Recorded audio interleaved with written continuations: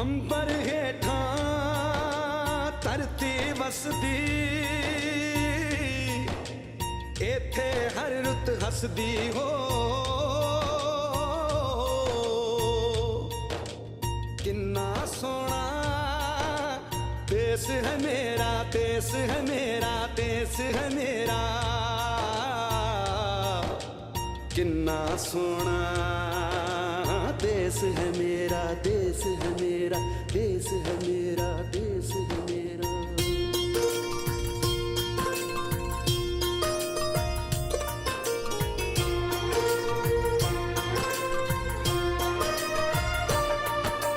धरती सुनहरी अंबर नीला हो, धरती सुनहरी अंबर नीला, हर मौसम रंगीला। ऐसा देश है मेरा हो, ऐसा देश है मेरा, ऐसा देश है मेरा, हाँ ऐसा देश है मेरा। बोले पपीहा कोयल गाए, बोले पपीहा कोयल गाए, सावन घिर के आए। ऐसा देश है मेरा हो, ऐसा देश है मेरा, ऐसा देश है मेरा, हाँ ऐसा देश है मेरा।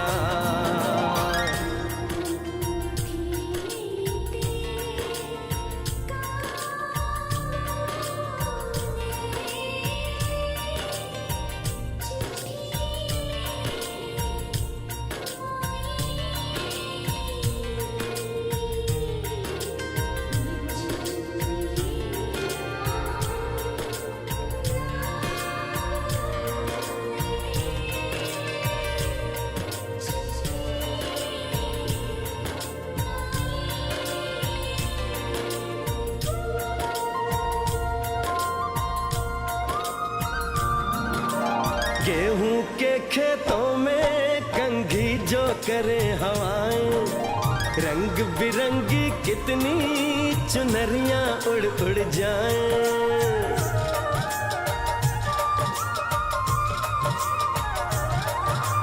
पनघट पर पनहारन जब गगरी भरने आए, मधुर मधुर तानों में कहीं बंसी कोई बजाए। लो सुन लो कदम कदम पे है मिल जानी, कदम कदम पे है मिल जानी कोई प्रेम कहानी। ऐसा देश है मेरा हो, ऐसा देश है मेरा, ऐसा देश है मेरा, हाँ ऐसा देश है मेरा।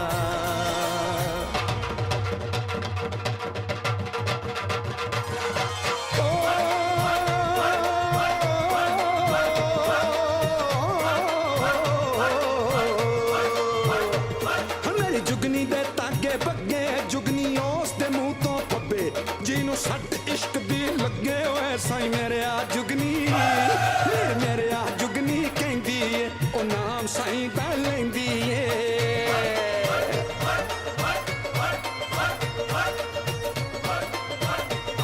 आ दिल कद ली ताई जिंद मेरी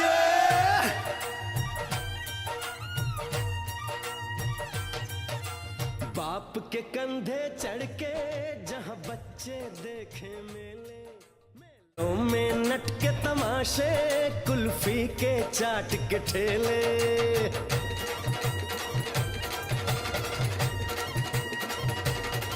कहीं मिलती मीठी गोली, कहीं चूरन की है पुड़िया।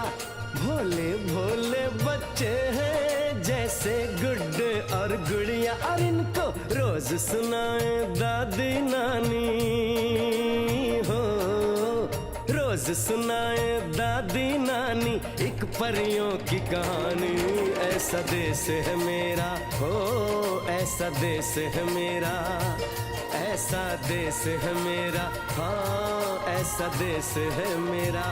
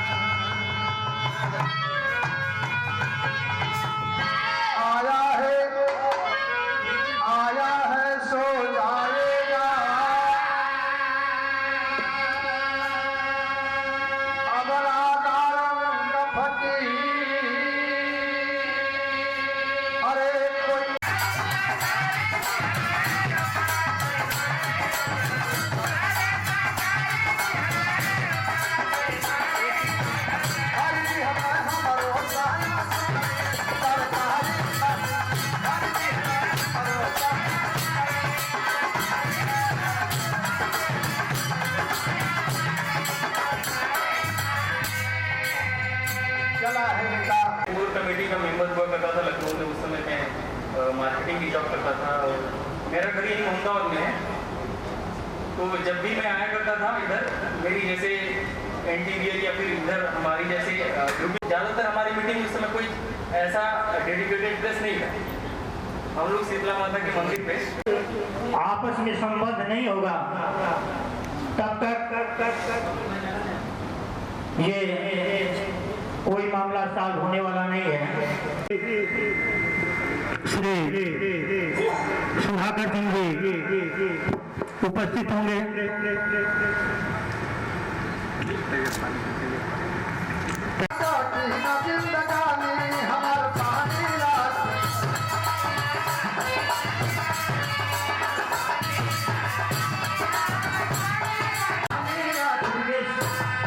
गुप्ता जी को पुनः एक बार फिर मैं ये बताना चाहता था कि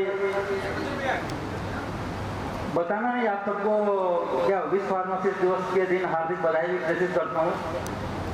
लेकिन आज का जो मीटिंग है थोड़ा सा मेरे लिए ना एम्ब्रेसिंग मतलब अभी पहुँच ही रहे हैं। मेरे यहाँ भी सोमवार को एडिशनल सीएमओ साहब गए। स्वाभाविक सी बात है कि सब लोग प्रैक्टिस किए हैं, कुछ प्रैक्टिस करते हैं ना। तो जैसे मेरे साथ हुआ, मेरा भी कुछ पेशेंट, तो अब इसमें कहीं ना कहीं इनका बहुत बड़ा सहयोग है। हम लोग इनका सहयोग नहीं करेंगे तो हमारा सहयोग कैसे करेंगे? बस यही हम कहना चाहेंगे।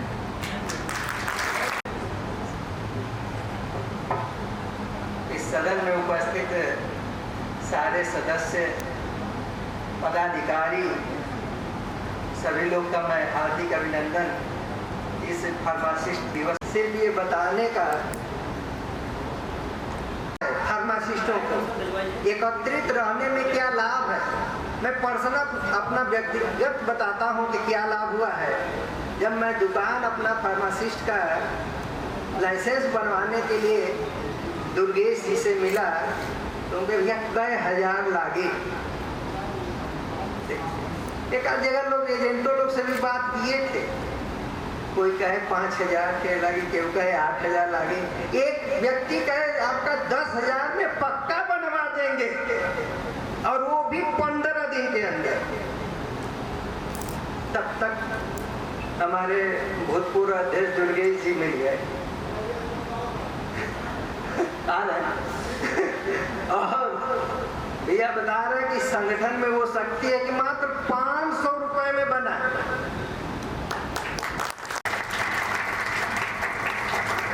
हम जानते हैं कि लगभग होगा और इसी के साथ मैं अपने वाणी को विमान देता हूँ और मैं ये भविष्य में सबसे बंधुओं को हार्दिक बधाई, बहुत बहुत धन्यवाद। हमारे इस कार्यक्रम में उपस्थित हमारे संगठन के पूर्व अध्यक्ष, वर्तमान प्रदेश प्रभारी जी हम लोगों के बीच उपस्थित हो गए हैं और मैं समझता हूँ कि उत्तर प्रदेश में बेरोजगार फार्मासिस्टों की आवाज़ को बुलंद करने वाले होनहार और कर्तव्यनिष्ठ और काफी ऊर्जावान व्यक्ति कहे जाने वाले, संगठन को गति देने वाले और सम्मान दिलाने वाले सभी फार्मासिस्ट बंधुओं को एक साथ लेकर चलने वाले माननीय रजत राय जी हम लोगों के बीच उपस्थित हैं। एक बार आप सभी लोगों से निवेदन करूंगा कि जोरदार तालियों के साथ आप इनका अभिवादन करेंगे। गीत एक शुरू करिए, कोई विराम कुछ नहीं लगाया जाएगा, एक कम से कम आपकी स्वागत गीत हो जाए, इसके बाद कोई कार्यक्रम पूरी तरह से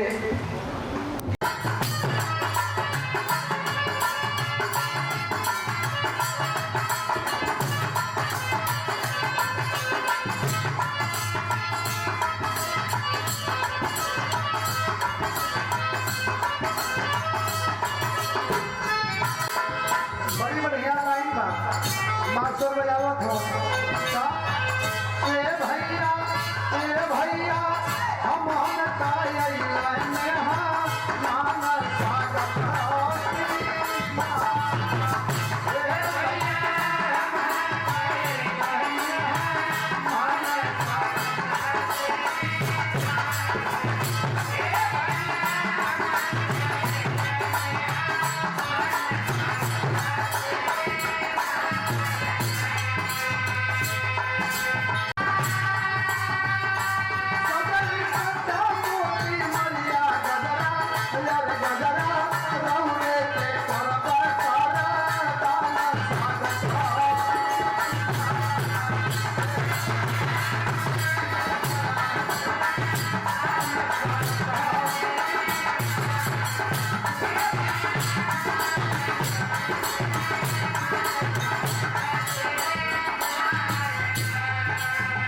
मैं बता रहा था का काम आपने किया, बड़ी जिम्मेदारी के साथ आपने निभाने का भी काम किया है। ऐसे भाई मैं आप लोगों से मेरी अपील, रजत भैया बड़े थे, हड्डी को मत आएंगे, कलेजा बहुत था। ताली बजा के स्वागत करिएगा। मेरी लाइन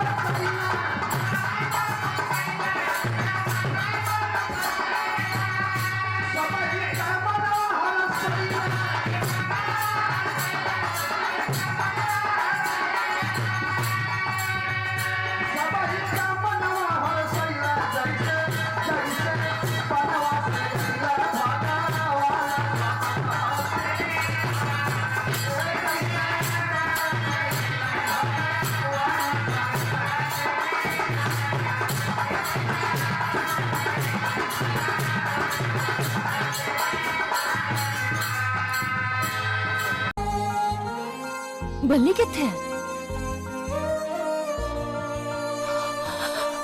ओ देश मेरे तेरी शान पे सदके, कोई धन है क्या तेरी धूल से बढ़ के, तेरी धूप से रोशन, तेरी हवा पे जिंदा, तू बाग है मेरा, मैं तेरा परिंदा। है अर्ज़ ये दीवाने की, जहाँ भोर सुहानी देखी, एक रोज वही मेरी शाम हो। कभी याद करे जो जमाना, माटी पे मर मिट जाना, जिक्र में शामिल मेरा नाम हो। ओ देश मेरे तेरी शान पे सदके, कोई धन है क्या तेरी धूल से बढ़ के, तेरी धूप से रोशन, तेरी हवा पे जिंदा, तू बाग है मेरा, मैं तेरा परिंदा।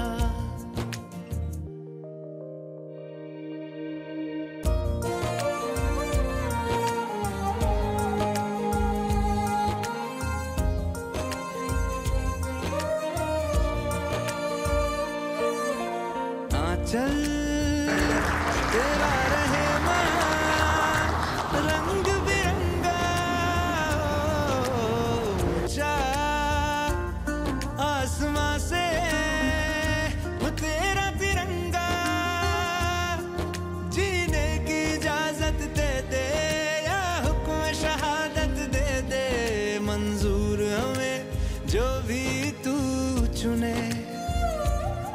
रेशम का हो मधुशाला या कफन सिपाही वाला, ओढ़ेंगे हम जो भी तू बुने। ओ देश मेरे तेरी शान पे सदके, कोई धन है क्या तेरी धूल से बढ़ के, तेरी धूप से रोशन, तेरी हवा पे जिंदा, तू बाग है मेरा, मैं तेरा। उत्सव मनाने एकत्रित हुए हैं, जिसे दुनिया स्वास्थ्य सेवा का आधार मानती है।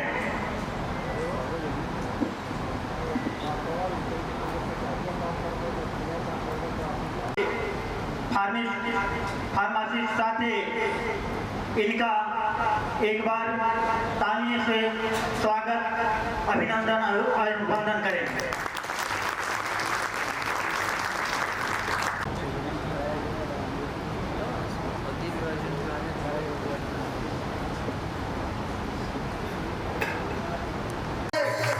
कोई दरवाजे से खाली नहीं जाता है, मेरे साथी बताना चाहूंगा। वो दिलेर सिवाय पैसा ये तकलीफ मिलती है। देखा पिछड़ा लोग खाली मुझे ताकत हो ताकि बजावा भैया मोबाइल पर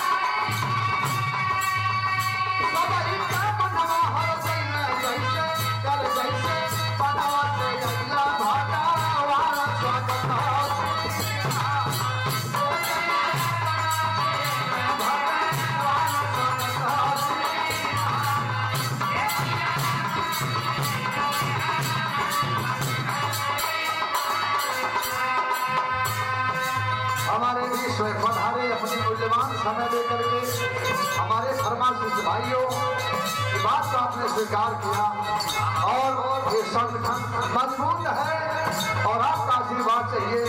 हमें कैसे हमारा कल्याण कैसे होगा हमारे फार्मासिस्टों का ये लाइन बता रही है भैया कैसे।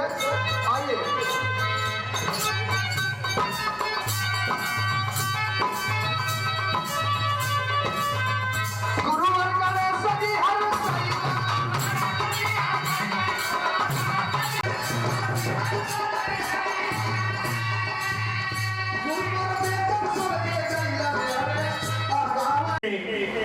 इस कार्यक्रम की शोभा बढ़ा रहे हैं।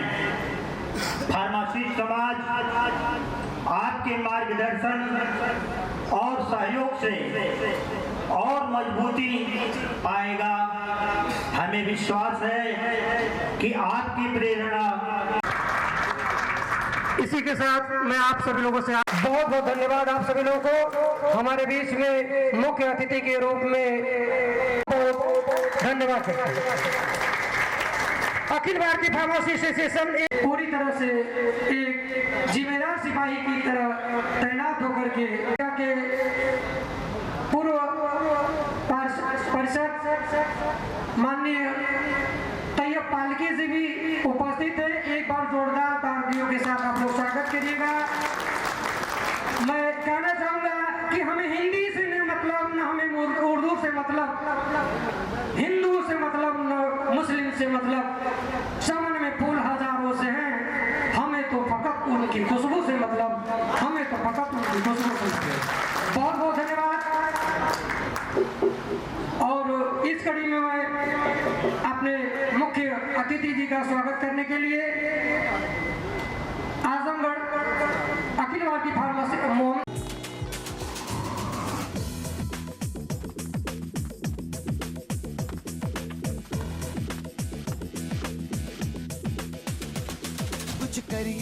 कुछ करिए नस नस मेरी खोले हाय कुछ करिए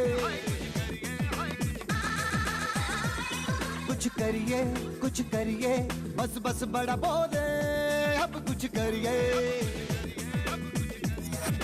ओ कोई तो चल जिद फड़िए तू बेतरिए या मरिए हाय कोई तो चल जिद फड़िए तू बेतरिए या मरिए शक दे इंडिया शक दे इंडिया शक दे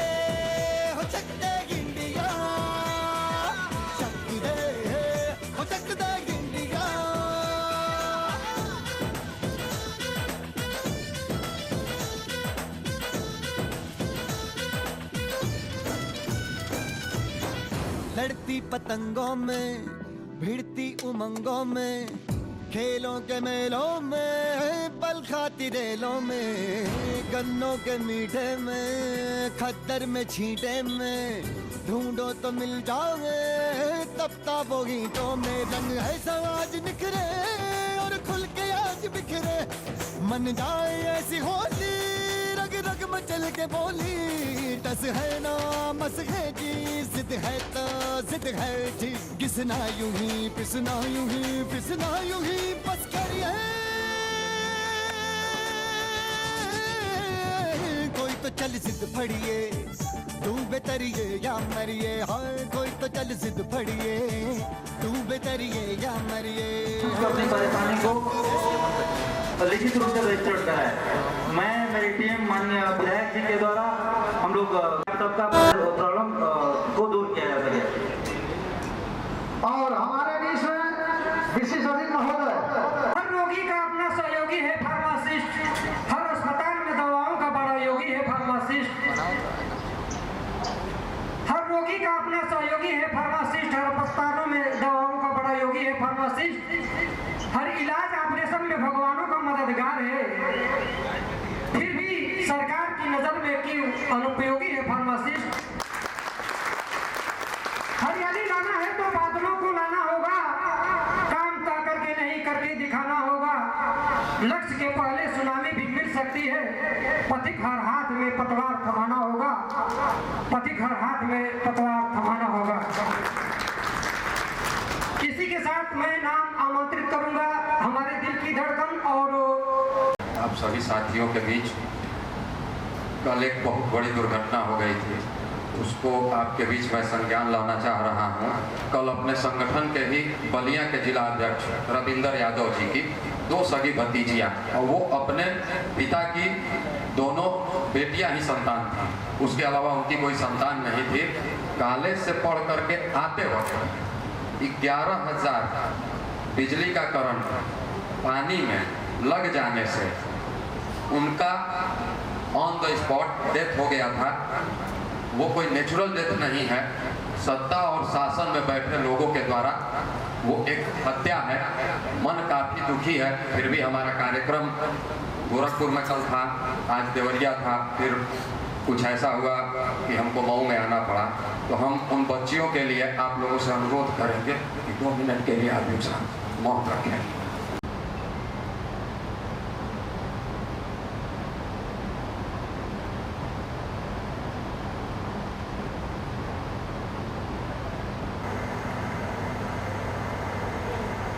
बहुत बहुत धन्यवाद आप लोगों का। उन दिवंगत कहना चाहूँगा, अच्छे व्यक्ति अगर शासन का दायित्व उठाने आगे नहीं आएंगे तो गलत व्यक्तियों द्वारा शासित होने का दंड आपको भोगना पड़ेगा। तो मैं इस मऊ की जनता को मैं सलाम करता हूँ। मेरी विचारधारा कुछ भी हो, यहाँ तमाम पार्टी और विचारधारा के लोग हैं, लेकिन जो आपके विकट परिस्थितियों में आपके साथ खड़ा है वही आपका अपना है। मऊ की जनता को पहले धन्यवाद देता हूं कि ऐसा नेक, ईमानदार और संघर्षशील साथी को चुन करके और आपकी आवाज बुलंद करने के लिए लखनऊ भेजा हुआ है। मंच पर उपस्थित तैयब पालकी बड़े भाई साहब का भी मैं स्वागत करता हूं कि बहुमूल्य समय निकाल करके आपके बीच आए। अगर सत्ता और शासन वालों से अगर हम लोग जाते हैं, अगर उनको कह देते हैं कि हमारे यहाँ आप मुख्य अतिथि बन करके आ जाइए, तो लगता है कि उनकी पूरी जीवन का मूल्य और कमाई ही हम मांग लिए हैं। तो अगर इस बीच अगर अपना बहुमूल्य समय निकाल करके आपके बीच कोई आता है तो उसको बहुत बहुत धन्यवाद है। मैं विधायक जी अपनी बातों को लंबा नहीं करूंगा, क्योंकि मैं जानता हूं कि आपका अपना व्यस्ततम टाइम है, आपके कई कार्यक्रम लगे होंगे, लेकिन व्यस्ततम कार्यक्रम में से निकाल करके हम लोगों के बीच आए। मैं अखिल भारतीय फार्मासिस्ट एसोसिएशन की तरफ से आपका स्वागत, वंदन, अभिनंदन करता हूँ। विधायक जी आपको बताते हुए बड़ी दुख भी हो रहा है और गर्व भी हो रहा है कि हर एक प्रोफेशन का अपना संगठन होता है। डॉक्टर्स का होता है, नर्स का होता है, टीचर्स का होता है, लेकिन बेरोजगार फार्मासिस्टों का इस देश में कोई संगठन नहीं था। पढ़ने के बाद ये पहले परिस्थितियां ऐसी नहीं थी। पहले तो इस पढ़ाई को नहीं तो विधायक जी आपको बताएं कि जो भी लड़का D pharma, B pharma, M pharma करता था, ये नौकरी की गारंटी रहती थी। लेकिन उसके बाद आए हुए सत्ता और शासन में बैठे लोगों ने इस प्रोफेशन का बेड़ा गर्क कर दिया। इतना संघर्ष करने के बाद ये संगठन खड़ा हुआ है और ये देश का सबसे बड़ा संगठन है। हम पूरे देश के 17 प्रदेशों में विधायक जी काम करते हैं। 2006 में 2005 और 6 में इस संगठन का निर्माण हुआ था, जो एक छोटी सी एनजीओ से हम लोगों ने शुरू किया था। जो भी लड़के पढ़ करके आते थे उनका रजिस्ट्रेशन में इतना संघर्ष करना पड़ता था। बिना रजिस्ट्रेशन के फार्मासिस्ट की डिग्री किसी काम की नहीं होती है। अगर जब तक हमारा रजिस्ट्रेशन नहीं होगा, न हमें कहीं नौकरी मिलेगी, न कहीं हमें अपना फार्मेसी चलाने का लाइसेंस मिलेगा, न हमें कहीं पढ़ाने के लिए मिलेगा, न हमको इंडस्ट्री में मिलेगा, जगह कहीं मिलेगी। आपको मैं बता दूं कि फार्मासिस्ट का काम सर दवा के रिसर्च से शुरू होता है और रोगी के मुंह तक जिस फार्मासिस्ट के हाथ से दवा पहुंचती है वहां तक हमारा रोल है। आप कहीं भी बड़े हॉस्पिटलों में चले जाइए, डॉक्टर अपना प्रिस्क्रिप्शन लिख देगा, लेकिन उस दवा को किस तरीके से लेना है, कब लेना है, कौन से दिन में लेना है, कौन सी रात में लेना है, ये तरीका जो होता है वो फार्मासिस्ट ही बताता है। जो भी लड़के फार्मेसी करके जाते हैं सर, बड़ी बड़ी इंडस्ट्रियों में, छोटी छोटी इंडस्ट्रियों में रिसर्च से काम शुरू होता है, लैब से काम शुरू होता है और जा करके मेडिकल स्टोर पे खत्म होता है। इतना महत्वपूर्ण काम को मौजूदा सरकार हम लोगों को इतना अपेक्षित कर दी है, जिसके लिए हम लोगों, मैं 2014 से गोरखपुर में हूँ और आप लोगों के आशीर्वाद से प्रधानमंत्री जन औषधि केंद्र और मेडिकल स्टोर का संचालन करता हूँ। मैं 2006 में फार्मेसी का पास आउट हुआ था और उस समय इस डिग्री को नौकरी की गारंटी माना जाता था, लेकिन उसके बाद मामला कोर्ट में गया और धीरे धीरे समस्याएं बढ़ करके ये अंबार हो गया। लेकिन फिर भी आपको मैं बता रहा हूं कि फार्मासिस्ट ऐसी जीवट कौम है जो अतीत के अपने, अतीत पे रोने वाली ये कौम नहीं है, हमेशा भविष्य का निर्माण करने वाली और संघर्ष करने वाली और अपना जीविका चलाने वाली ये कौम है। बताना चाह रहा हूं कि पूरे प्रदेश में 7 लाख फार्मासिस्ट है, 7 लाख परिवार जुड़ा हुआ है। उन 7 लाख लोगों से कितने लोगों की जीविका चल रही है? मेरी एक दुकान पे 5-6 स्टाफ है, तो एक दुकान से 7 परिवार 8 परिवार चल रहा है। लेकिन उस अपना अनुभव बताता हूं, जब लड़का, सभी लड़के सरकारी स्कूल से नहीं पढ़ते हैं क्योंकि लिमिटेड सीटें हैं। लाख, 2 लाख, 3 लाख, 4 लाख, 8 लाख, 10 लाख तक की फीस जाती है फार्मा और पीएचडी करने में लड़कों की, कहीं कहीं 15-15 लाख रुपए जाती है। उस 15 लाख रुपए खर्च करने के बाद उत्तर प्रदेश फार्मेसी काउंसिल में अगर लड़का जाता है तो मौजूदा समय में 10,000, 20,000, 15,000, 18,000, कोई लिमिट ही नहीं है भ्रष्टाचार की। उससे 10-10, 20-20 हजार रुपए मांगा जाता है, आप लोगों को भी पता होगा। मैं इस मंच से आपकी समस्याएं कह रहा हूं, मैं मौजूदा सरकार और पूर्ववर्ती सरकार की आलोचना नहीं कर रहा हूं, लेकिन जो मौजूदा समस्याएं हैं वो मैं आपके सामने रख रहा हूं। 2006 में इस संगठन का निर्माण हुआ था, जब एक तत्कालिक साथी अमित कुमार श्रीवास्तव एक ड्रग इंस्पेक्टर ऑफिस में गया था अपने ड्रग लाइसेंस को लेने के लिए। तो ड्रग इंस्पेक्टर एक छोटा सा पद होता है जो हम ही लोगों के बीच से जाता है, उसकी कोई अलग से पढ़ाई नहीं होती है। जो लड़का बी फार्मा कर लेता है, रजिस्टर्ड हो जाता है, वो आयोग के एग्जाम को निकाल करके और ड्रग इंस्पेक्टर बन जाता है। और उस तब की परिस्थिति ये थी कि वो ड्रग इंस्पेक्टर नहीं, सीएम और पीएम हो, उसके इर्द गिर्द इतना बड़ा घेरा रहता था कि कोई फार्मासिस्ट उस कुर्सी के नजदीक नहीं पहुंच पाता था। ये संगठन की देन है, ये संगठन की देन है कि आज इतने संघर्षों के बाद आपका रजिस्ट्रेशन और मेडिकल का जो लाइसेंस है आपके घर पे पहुंच रहा है, ये संगठन की देन है। उन परिस्थितियों को मैं देखा हूं खेला में।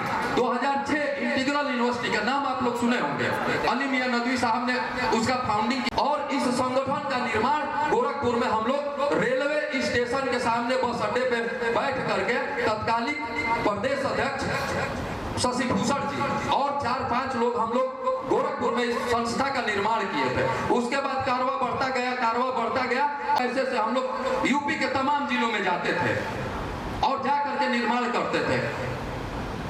संख्या बढ़ती गई, कारवां बढ़। आपको बताते हुए विधायक जी हमें शर्म भी महसूस हो रहा है कि इस संगठन ने जो काउंसिल में भ्रष्टाचार है उसके लिए लड़ाई लड़ने का जब काम किया तो हम लोगों पे कई मुकदमे लाद दिए गए। उसके बाद कोर्ट के माध्यम से हम लोग काउंसिल का चुनाव करवाए, जैसे बार काउंसिल का चुनाव होता है वैसे विधायक जी फार्मेसी काउंसिल का भी चुनाव होता है। पहली बार 3 पार्टियां लड़ी थी, एक पहला जो चेयरमैन थे वो थे और एक जो सरकारी फार्मासिस्ट होते हैं उनका पैनल था और एक एबीपीए का पैनल था।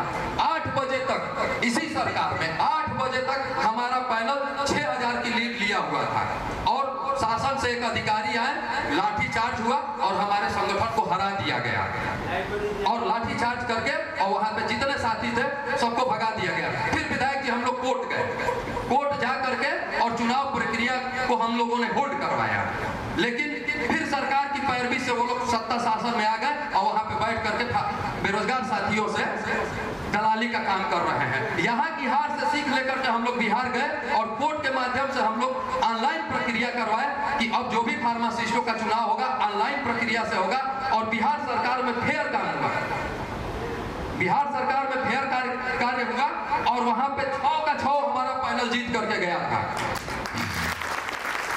विधायक जी वहां भी हमारा कारवा नहीं रुका, वहां से संगठन के माध्यम से कहा गया कि रजत राय जी आप झारखंड जाइए, क्योंकि इस प्रक्रिया में मैं अपने बिजनेस को स्टेबल कर लिया था और इतना पैसे का इंतजाम मैं कर लिया था कि मैं अब निश्चिंत होकर के आपकी लड़ाई लड़ सकूं। उसके बाद मैं झारखंड गया, झारखंड जाकर के अनवरत 20 दिन मैं धरना प्रदर्शन किया, क्योंकि वहां 3000 तब की फार्मासिस्टों की संख्या थी और उसके सापेक्ष 12000 मेडिकल स्टोर चल रहे थे। तो भाई वो 8000 कौन से फार्मासिस्ट भूत थे जिनके नाम से मेडिकल स्टोर चलता था और किसी का नाम नहीं है और वो डेली बेसिस के फार्मासिस्ट की नौकरी करते थे, उनके खातों में पैसा जाता था। सोच लीजिए क्या भ्रष्टाचार का आपके नाम पे क्या भ्रष्टाचार का आलम था।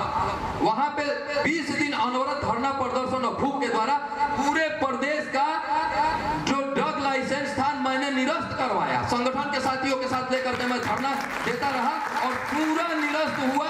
उसके बाद आधार से लिंक किया गया वहां फार्मासिस्टों का, तो पता चला कि 42-43 तो फार्मासिस्ट ही हैं और उसके सापेक्ष 12000 उत्तर प्रदेश में भी थी।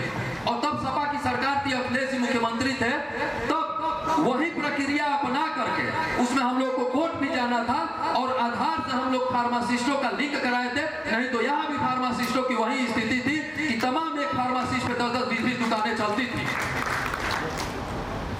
पहले और अब में। इतना फर्क है कि हम लोग अपनी बात किसी जनप्रतिनिधि के पास पहुंचाना चाहते थे तो आसानी से पहुंचा देते थे। जैसे सर्वसुलभ आपके बीच में विधायक किया करके आपकी बातें सुन रहे हैं, तब हम लोग ये पहुंचती कि किसी भी अधिकारी के पास हम लोग बेधड़क चले जाते थे।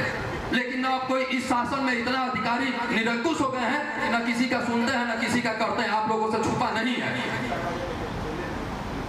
मैं मुख्यमंत्री के शहर का होकर के और मैं 1 साल से प्रयासरत हूं कि मैं आपकी बातों को मुख्यमंत्री के पास पहुंचा दूं, मिल नहीं पाया, जबकि मैं वहां 2014 से और कोई सत्ता में लोग हैं आपके बीच नहीं आना चाहते हैं कि अगर आप उनसे कुछ मांग देंगे तो वो अपनी बात वहां पहुंचा पाएंगे कि नहीं। लेकिन हम लोगों की कोई बात अनर्गल नहीं है। हम लोग 2-4 चीजों पे आपका ध्यान आकर्षण करना चाहते हैं कि जब से 1948 संविधान फार्मासिस्टों का लागू हुआ है, किसी सरकार ने उसका अनुपालन नहीं करवा पाया, किसी सरकार ने उसका अनुपालन नहीं करवाया। आप विधानसभा में बस 2-4 बातों को हम लोग को रख दीजिएगा और ये सत्ता और शासन आपकी बात नहीं भी मानता हो तो ये है जो हम लोगों की बातों को विधानसभा में रखने का मद्दा रखता है।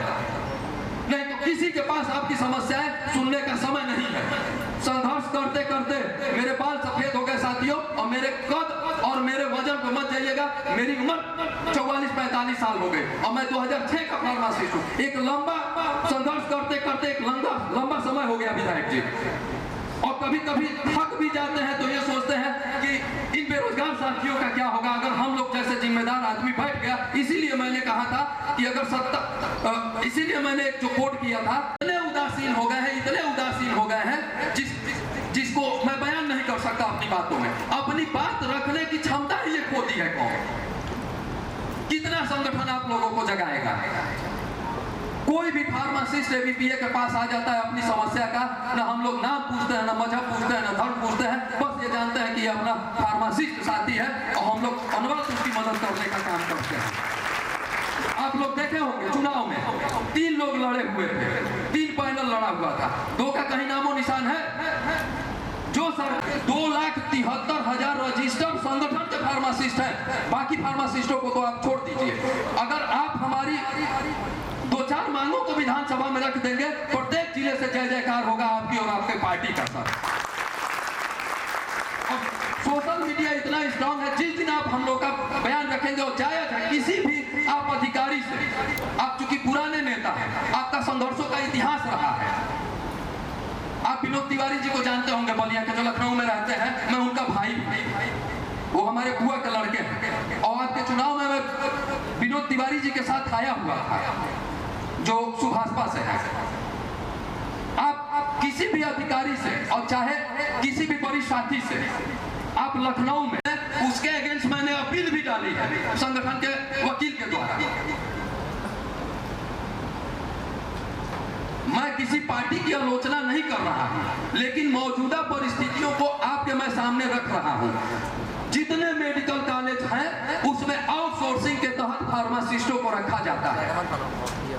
होते हैं बाद में हम कहे उस मित्र से, कह रहे यार तुम क्यों हमको यहाँ पे करवा दिए, तुम तो फंसा दिए यार, अब बड़ा अच्छा मेरा चल रहा था। हाँ, तो कहा कि भैया जानते नहीं है, समूह को हम लोग 200-500 रुपया कमा लेते हैं। हम कहे कि अब तुम इतना करने के बाद और इस तरीके का तुम हमसे कृत्य करवा रहे हो, हम कहे कैसे तुम लोग कमा लेते हो? तो कहा कि जो डॉक्टर साहब दवा लिखते हैं ना, उस दवा को हम लोग बाहर कर देते हैं। अब जो इंजेक्शन 100 रुपए का 4-5 इंजेक्शन लिखवा देते हैं ना, तो रोज 1000। ये थी मैडम के सामने, उनकी स्थिति ये थी। मैंने कहा कि मैं तो रीढ़ वाला आदमी हूँ भाई, और यहाँ इतना तो मैं झुक नहीं पाऊंगा। 2-4-5 मिनट बैठने के बाद, 2-4 मिनट खड़ा होने के बाद, एक वहां पे क्योंकि उनका कमरा था तो मैं पूछ करके ही गया था। 2-4 मिनट खड़ा होने के बाद एक कुर्सी में खींचा और बैठ गया। उसके बाद जल्दी जल्दी वहां जितने फार्मासिस्ट थे, कुछ नर्सें थी, कुछ डॉक्टर थे, तो उनको मैडम बाहर कर दी, क्योंकि उनको तो लग गया था कि अरे भाई अब तो ये 47 लाख का चेक ही आया है रजत राय। हमने कहा कि हाँ मैडम, ये डर हुआ है, कब खरीदारी हुई है, हमको कुछ पता नहीं है, आउटसोर्सिंग की हमारी नौकरी है, कल को जांच होगी और फिर हमारे घर नोटिस पहुंच जाएगा कुर्की और नीलामी का। यहाँ तो खाता न बही वो कहीं तो सही वाला हिसाब पावे। तो हम कहे कि मैडम इस पर मैं सिग्नेचर नहीं कर पाऊंगा, कहे कि मैं कुछ इसको नहीं, कहे तुम कैसे हमारे सामने कुर्सी पर बैठे। हम कहे अरे मैडम अभी तक मैं ठीक था, और अभी तक आप हमसे बार्गेनिंग कर रही थी, और जब मैं आप वाले नहीं किया तो आप हमसे क्वेश्चन करने लगी कुर्सी। तो मेरा भी तो शिष्टाचार इतना ही है कि भाई मैं आपके कमरे में पूछ करके आया हूँ, बैठ गया। बहरहाल बताया कि वो नौकरी मैं छोड़ दिया, मुश्किल से 4-5 दिन, अभी गाड़ी में मेरा पर्स होगा, उसमें वो ज्वाइनिंग लेटर भी होगी, मैं छोड़ दिया। ये हैसियत आप फार्मासिस्टों की मौजूदा स्थिति में है। मैं ये कहानी इसीलिए आपको बता रहा था। पूरे में स्थान बनाइए, कोई आपके लिए कुछ नहीं करेगा, आपको खुद ही कुआं खोदना है, खुद ही पानी पीना है। जब मैं 5 मेडिकल स्टोर, 8 मेडिकल स्टोर चला सकता हूं, तो यहाँ हर एक फार्मासिस्ट मेडिकल स्टोर चला सकता है। $1 ट्रिलियन की इकोनॉमी है दवा का, और उस पर किसका कब्जा है? व्यापारियों का कब्जा है। किसका कब्जा है? डॉक्टर का कब्जा है। आपको मैं अध्यक्ष जी बताना चाहता हूं कि 66 रुपए की दवा आती है, पूरे डब्बा दर्द की होती है, सिक्लोफिनेक और पैरासीटामोल रहता है। ये सारे फार्मासिस्ट उसको जान रहे होंगे। मैं, आप लोग समाज से जुड़े आदमी हैं, आप लोग जा करके कहिए समाज में कि किसी डॉक्टर के यहाँ से आप लोग दवा मत लीजिए। 66 रुपए का पूरा डब्बा पड़ता है, ये सारे लड़के जान रहे हैं, और 100 रुपया उसके एक स्टिप पे MRP होती है। सोच लीजिए, वो बिकता है 1000 रुपए का। इस डॉक्टर के यहाँ से आप लोग दवा समाज में बताइएगा कि 10 रुपया 20 रुपए का खरीदते हैं, और कहिएगा तो मैं किसी भी साथी को लेकर के आपके पास मैं बिल भेज दूंगा। क्या इस पे निरंकुश नहीं लगना चाहिए? इस पे निरंकुश लगना चाहिए कि नहीं? क्योंकि फार्मासिस्ट तो 10, 20, 50, 100 रुपए में इलाज करता है, और इसका फायदा किसको जा रहा है? डॉक्टर को जा रहा है। आप 500 रुपए फीस देते हैं, 800 रुपए फीस देते हैं, जांच के नाम पे 1000 रुपया देते हैं। आपको मैं बताऊं, मैं जहां बैठता हूं, अच्छी फैमिली के लोग, किसान घर के हैं, इस विधानसभा में जा करके विधायक जी और ये भी बात उठाइएगा कि ये जो डॉक्टरों के यहाँ क्लिनिकें चल रही हैं, ये क्यों चल रही हैं? अगर चल रही है तो नियम विरुद्ध क्यों चल रही है? और दूसरा हम लोगों का, मैं दो तो रख दिया हूं, तीसरा हम लोगों का यह है कि सर जब से भारत आजाद हुआ है और इस एक्ट का अनुपालन हुआ है, कभी इसके ग्रेड में बढ़ोतरी ही नहीं हुई है। अब ये सोच लीजिए, और कोई प्राइवेट में फार्मासिस्टों का काम करने के लिए कोई नियम कानून ही नहीं है। फिर मैं एक आपको बात कोट करूंगा तो आप लोगों को लगेगा, आप लोग मेरी सोशल मीडिया पे जाइएगा, मैं उचित बात कहता हूं। आप लोग ये मत समझिएगा कि विधायक जी आए हुए हैं तो ये चीजें कोट कर रहे हैं, चापलूसी कर रहे हैं। जो आप लोग मेरे से जुड़े होंगे, आप लोगों को पता होगा, आपको बताए हैं 5-7 हजार रुपए होमगार्डों। और मैं छोटा था तो टार्च और साइकिल, सोचिए उस समय टार्च और साइकिल, मेरा कहने का मतलब यह है कि वो लोग संघर्ष करके गए थे तो उस चीजों को समझते थे। और जब से 1940 ड्रग एंड कॉस्मेटिक एक्ट लगा है, आपके लिए कोई नियम कानून ही नहीं है।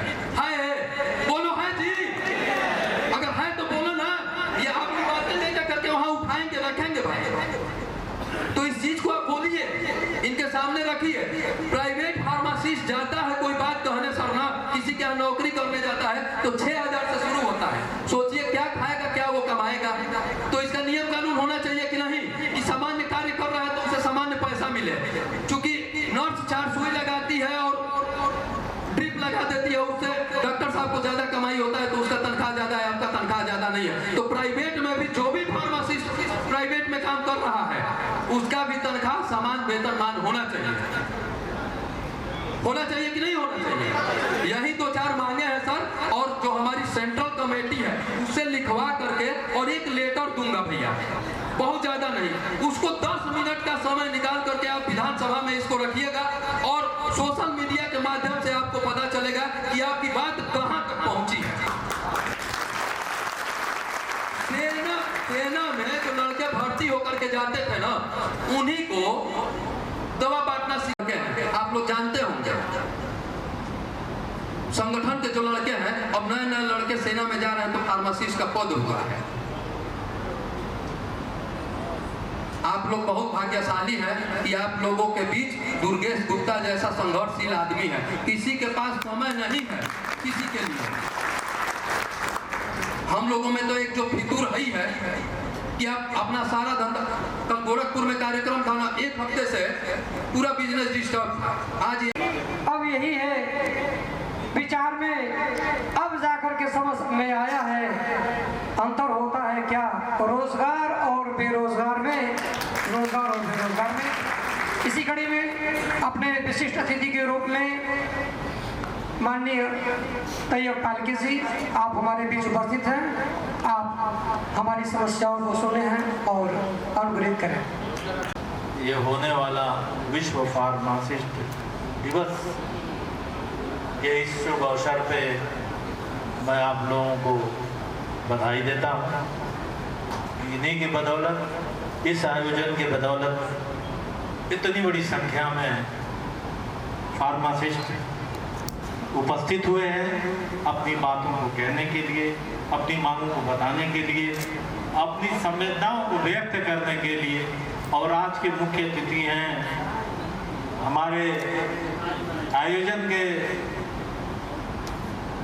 अध्यक्ष जी, हमारे विधायक, जुझारू नेता, लड़ाकू नेता और असेंबली में अपनी बातों को मनवाने वाले नेता माननीय सुधाकर सिंह जी, और सभी पदाधिकारी। अभी राय साहब बड़ी शानदार और बड़ी जोशीली तकरीर, और उन्होंने इतना बढ़िया ब्रीफिंग किया है कि बहुत सी बातें विधायक जी को भी समझ में आ गई और बहुत बढ़िया, बड़ी शानदार। वाकई लगता है कि आप एकदम बढ़िया हैं और बहुत अच्छी तरह बातों को रखने का तरीका खूब अच्छी तरह जानते हैं। तो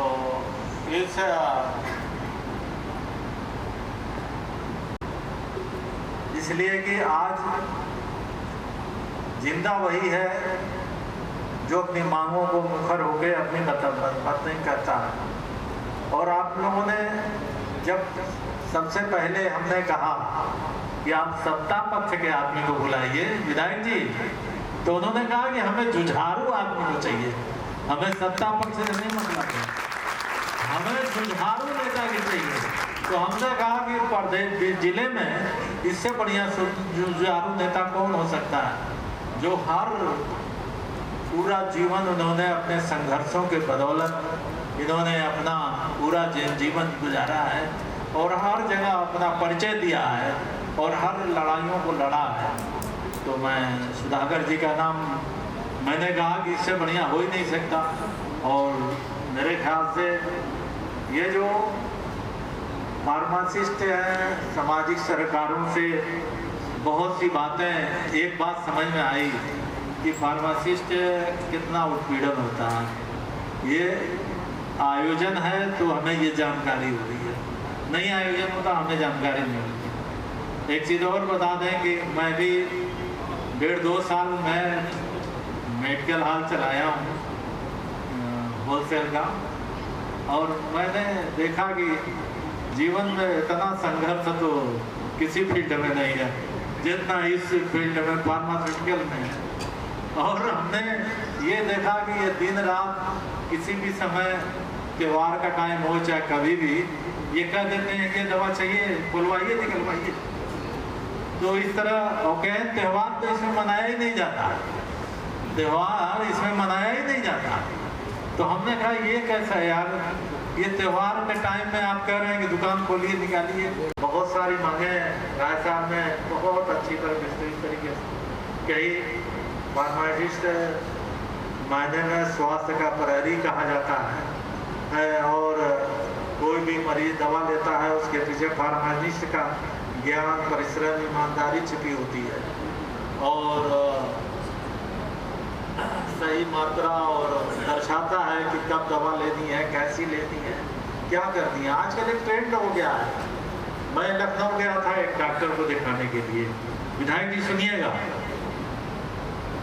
मैंने 10 मरीजों से पूछा कि दवा आपको क्या लिखे, क्या एक की जो दवा का नाम तो नहीं याद है, जो एनर्जी की दवा थी, जो हाँ, तो हमने कहा कि हर मरीज को दे रहा है और उसके दाम बहुत है, 40 रुपए खरीद पड़ती है, 700 रुपए में बिकती जी, तो बहुत दाम है। तो हम वो एक गोली खाना है जी, तो हमने कहा कि विधायक जी हर मरीज को दे रहा है, कोई किसी तरह का मरीज हो उसको एक पैक डब्बा में होती है और उसको जरूर देता है, और उसमें एक्शन बनाया हुआ है वो जरूर देता है। तो हमने कहा कि यार ये दवा अपने यहाँ फार्मासिस्ट अपना मेडिकल हॉल चलाते हैं और हमने कहा 10 दिन की दवा दे दो, कहा 5000 रुपया हो गया, 5000 रुपया हो गया। एक मैं और जगह डॉक्टर के यहाँ गया तो कहा कि आपको ये दवा करने वाली बात है जो आपने बातें कही।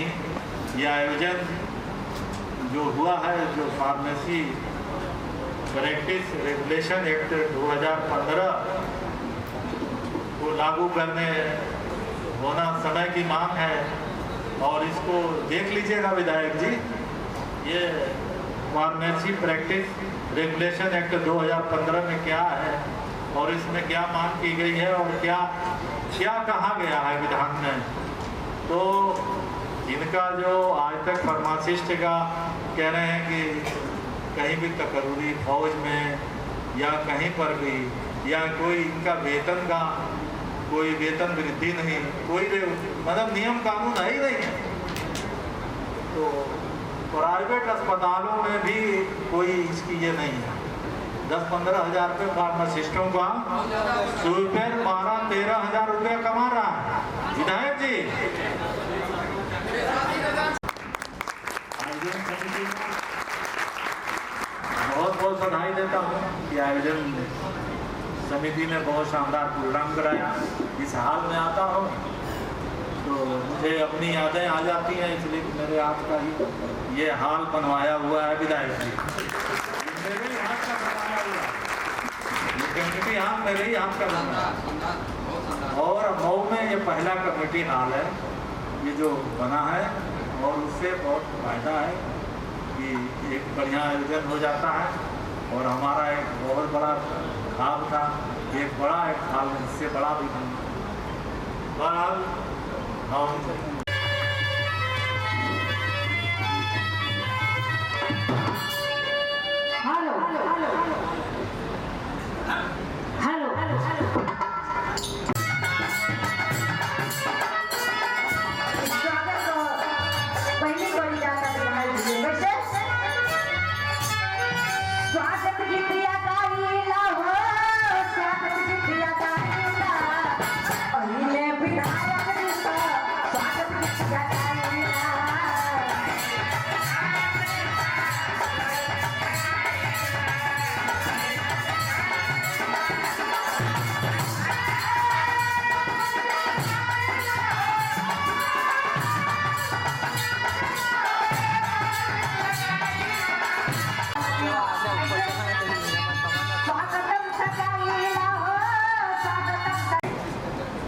सबका मैं नाम नहीं जानता, लेकिन मंच पर भी जितने लोग बैठे हैं इनसे आप लोग परिचित हैं।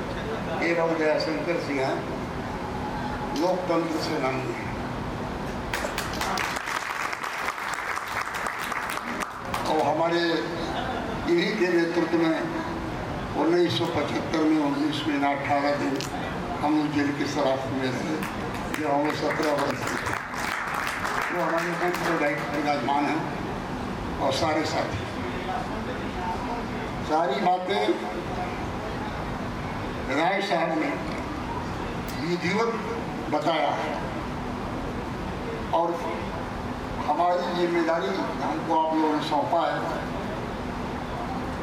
पहुंचा दिया।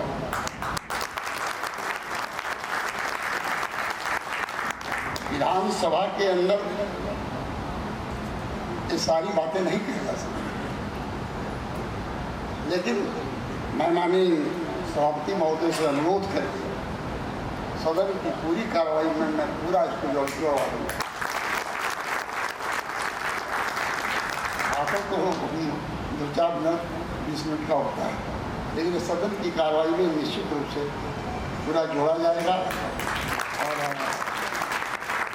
सारे विधायक इसको पढ़ेंगे, जानेंगे।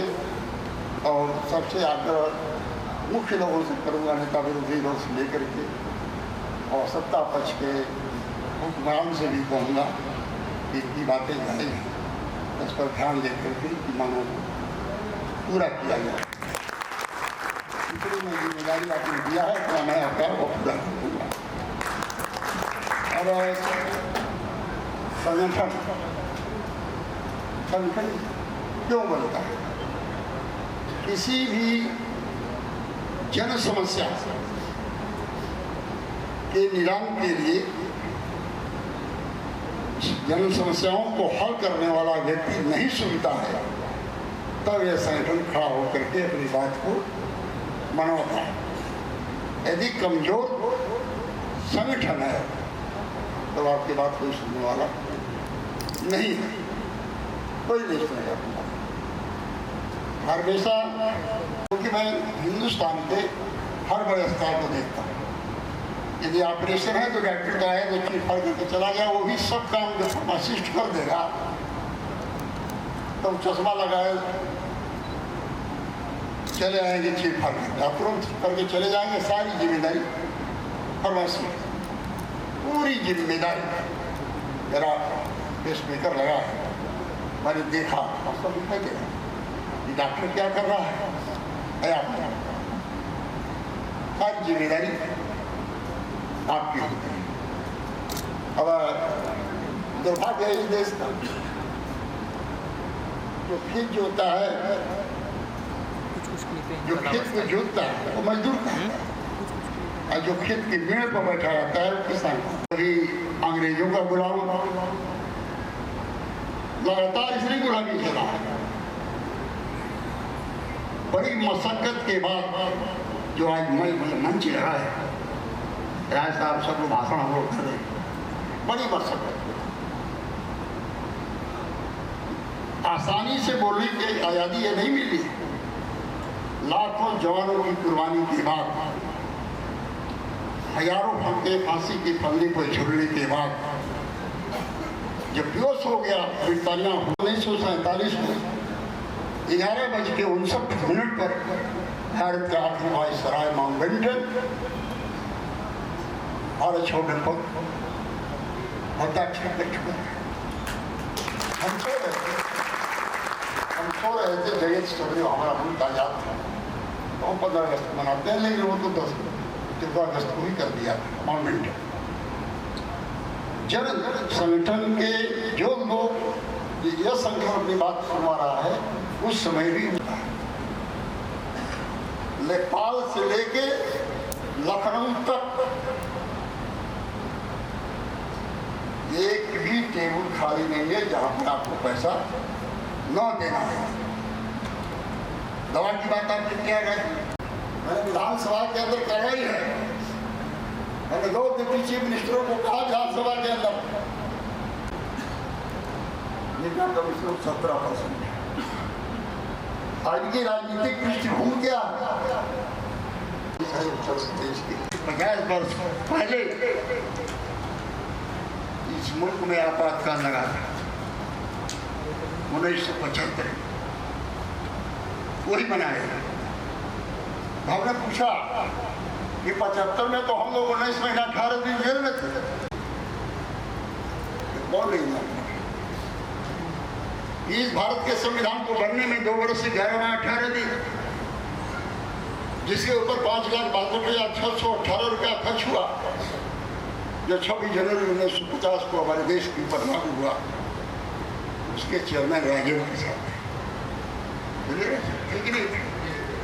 सचिव, आपको गर्व होगा कि आपकी माटी का बेटा अमेरिका का रहने वाला पंडित रघुनाथ शास्त्री उस संविधान सभा के सचिव सेक्रेटरी।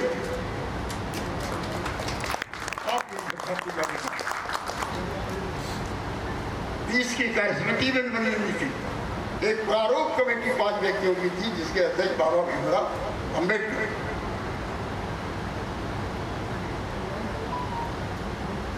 उस संविधान को तोड़ मोड़ रहे हैं। कारण है उसका, हिंदुस्तान में 2000 पार्टियों का रजिस्ट्रेशन है, 669 पार्टियां काम कर रही हैं। 2 दल, उन्होंने कहा कि हे कुकर्मियों, मेरे अयोध्या खाली कर दो, मेरा पवित्र स्थान है, तू मेरी अयोध्या खाली कर दो। अयोध्या से कौन जीत गया? कौन जीत गया? फिर भगवान ने कहा कि चित्रकूट यह हमारा पवित्र स्थान है, यहाँ भी कुकर्मी बैठे हुए हैं, हमारा चित्रकूट खाली करो। चित्रकूट खाली हुआ भी नहीं, खाली हुआ ना? फिर भगवान वहां से पंचवटी गए, निकला हुआ कि संविधान था और वही कानून और कायदे जो कह दिया वही कानून। 2 स्टेट, 2 रियासतें, एक अयोध्या, एक हस्तिनापुर। अयोध्या के राजा दशरथ 50,000 वर्ग मील में था अयोध्या का राज, और हस्तिनापुर 50 लाख वर्ग मील में था। दक्षिणी अफ्रीका भी हस्तिनापुर के अंतर्गत आता है। आपकी बात को बड़ी मजबूत थी, जैसा सचिव से देखे, प्रमुख सचिव स्वास्थ्य देखे, और जो ये देख रहे हैं महाराज तिलक से लेकर मैं सबके पास का पहुँचाऊँगा और आपकी बातों को रखूँगा। विधानसभा चलेगी तो उतना मौका तो नहीं मिलता है, क्वेश्चन के तौर पर मैं पूछूंगा कि सरकार जो पत्र आने वाली तो पहले मैं दूंगा, मैं पूछूंगा कि जो हमने 12 तारीख को दिया था उसमें सरकार ने क्या करा जवाब देना पड़ेगा। क्या दिल्ली और लखनऊ लहसुन बिकाएगी 80 रुपया किलो तो क्यों नहीं कदम खरीदने लगेगा। दिल्ली बोलेगी हमने नहीं खाते, लखनऊ बोलेगी हमने नहीं खाते। MBBS की पढ़ाई का 1 करोड़ रुपया लग रहा है पर फीस यहाँ अपनी भी थोड़ी अदा थोड़ा अंदाज है। ऐसे हैं चाहे वैसे हैं, अरे जो भी हैं जैसे हैं, खुद पे हमें नाज है। जाने ना हमको ये जमाना, चाहो तो हमको आजमाना। यारबाज हम जानसाज हम इश्कबाज दिल वाले, कहते हैं हमको प्यार से इंडिया वाले, छू लेते दिल के तार से इंडिया वाले, हर जीत छीन ले हार से इंडिया वाले, दुश्मन के छक्के छुड़ा दे हम इंडिया वाले, दुश्मन के छक्के छुड़ा दे हम इंडिया वाले।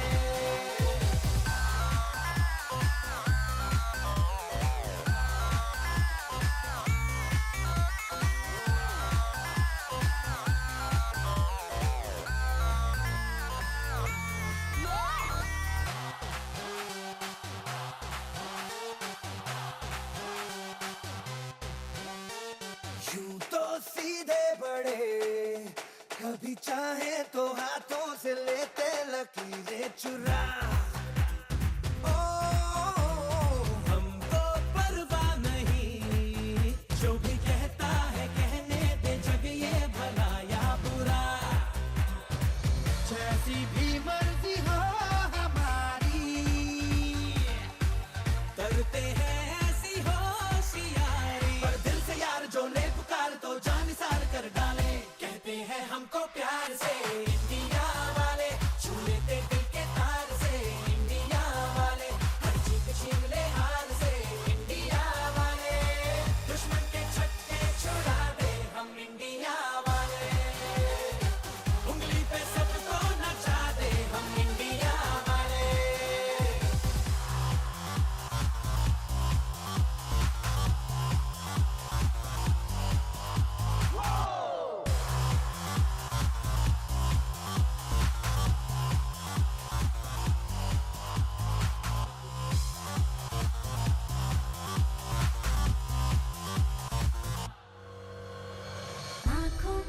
आँखों की चाबी से, थोड़ा बेताबी से, चुपके से खोले दिलों के ताले।